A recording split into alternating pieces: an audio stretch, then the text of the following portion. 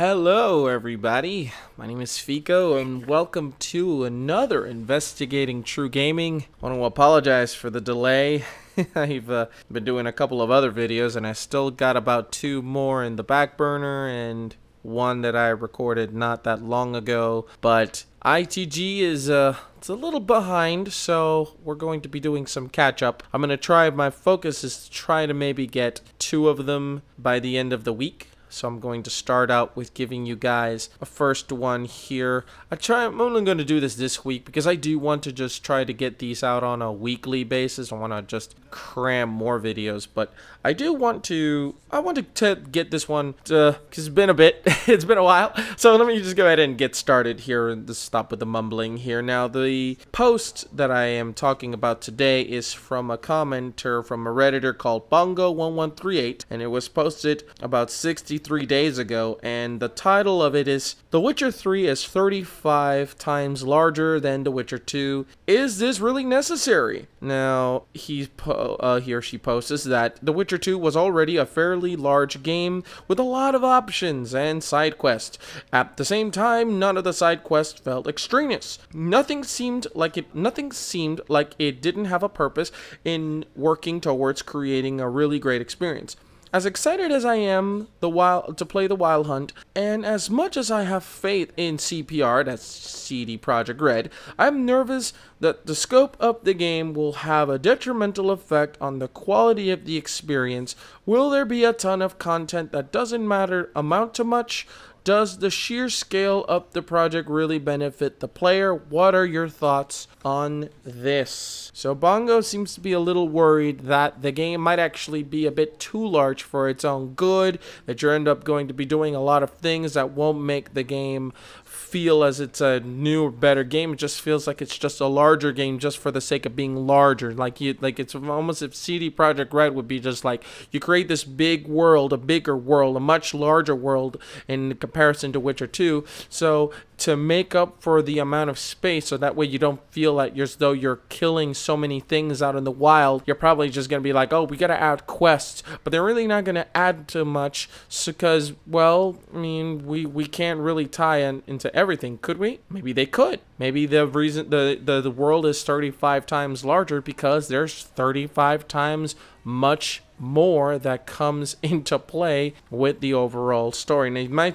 he's worried, I think, because of busy work. It's like, oh, there's portions of the game where are close in with the actual story, but CD Projekt Red needs to top themselves from their last game. And by this person's words, I mean, the quest never felt detrimental. So I'm thinking that the scope of the game is not going to be any different. I just think that there's just going to be 35 times more that you could do, and I'm thinking that 35 times the large scale of the map will also lead to more things that you could do in terms of the actual story. I don't really see the amount of scale being a bad thing. At least, I mean, besides your initial worries, yes, could the game feel a bit too much that you don't feel like you're accomplishing anything? That could be a case, but I honestly think the more that you get offered in terms of scale, the more that you could see, the more that you could witness, the more that you could do, the more that you could talk, the more that you could fight, the more that you could travel, the more that you as Geralt can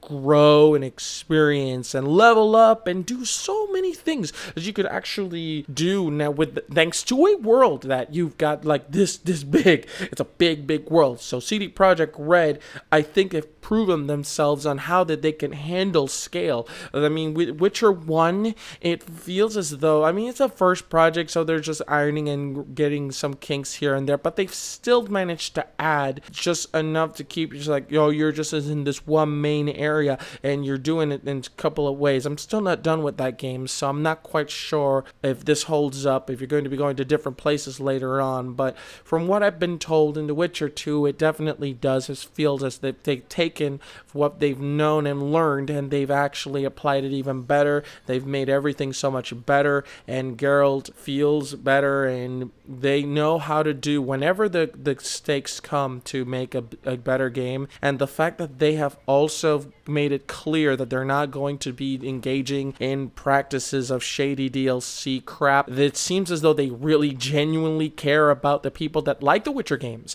They are definitely going to make sure that they get this game as good as possible, as best as possible. It could be a bit of busy work. There's no, I mean, it's not, I'm not saying that it's not going to happen, but I'm pretty sure that they've handled themselves pretty well when it comes to scale. So I'm confident that at least in that scale that they will do it. Now, I don't think a tons of content is really a bad thing, but I definitely see your point, and I do hope that it doesn't come out to that. I do hope that with the scale of the world being 35 times larger, there's a lot more that you could actually do, and it doesn't feel like you're treading through one location, repeating the same thing that you were doing in the previous location. I don't want it to feel as though you're doing the same thing over and over and over. So this is a worry. I definitely understand it, but I think CD Projekt Red's on the ball with this one. Now, it benefits that there's a lot of content because I've made it into 3 points. I think because of its massive replayability, obviously you can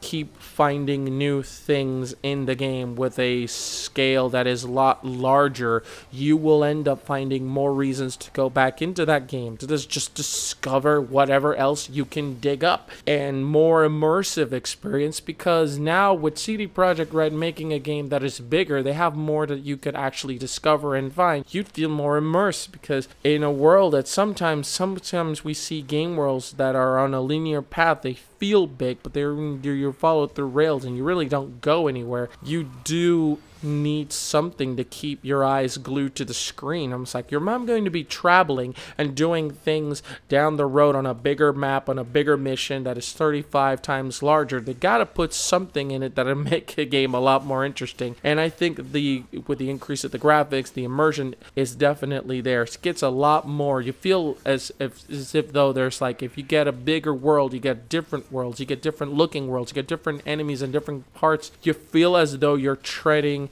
in areas that feel unfamiliar, and that is actually quite immersive, because when you go throughout the world, you're not going to see the same thing if you go from one part of the country to the other, or if you go to one part of one state to a different other state. You're going to notice different things, and it doesn't hurt that it might actually be a pretty decent game in terms of length. Now that lately there has been a little bit of problems with people saying that, it's like they've been talking about, because of the Order's release, they're wondering, well, what do we justify the game's length? And I'd like to talk about that a little bit in another video. But me personally, I am not worried about the game being short in this case, because let me tell you something, a game that is 35 times larger than The Witcher 2, and I'm already playing The Witcher 1, and I've got over 60 hours, and I think I'm in chapter 2 of chapter 5. I think that I don't have to worry about the game being too short. So those are just my opinions. Those are my thoughts about what you asked, Bongo. But now I'm going to issue a challenge. Now, Vicktaru, he is doing an excellent job. Wonderful videos. He's been putting out great content, and he did a wonderful response to one of my videos when I was doing ITG.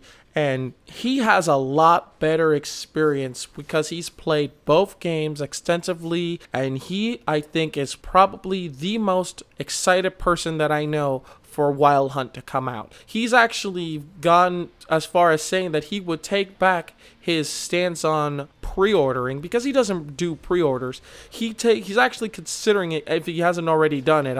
I wouldn't be surprised if he hasn't already done it. He said to me, I'm willing to actually take back and make an exception to pre-order the game through GOG, because what you are getting through GOG is probably one of the best pre-order packages that you will get.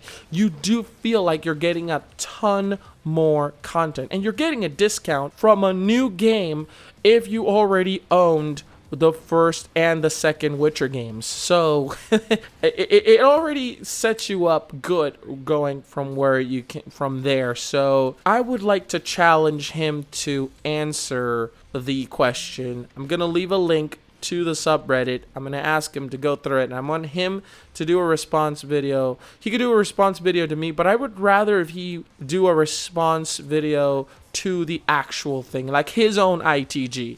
just kind of like what he did with the previous one, just with this, because I think he can provide a lot more and seize the worries. I think he could quell your worries, Bongo. I think that a person who has played the Witcher games as much as he has a little bit more to offer, and I personally think that he is going to give you a lot more information than I could. But those were just my opinions, but I'd like to hear Vicktaru's opinions as well. So Vicktaru, I challenge you.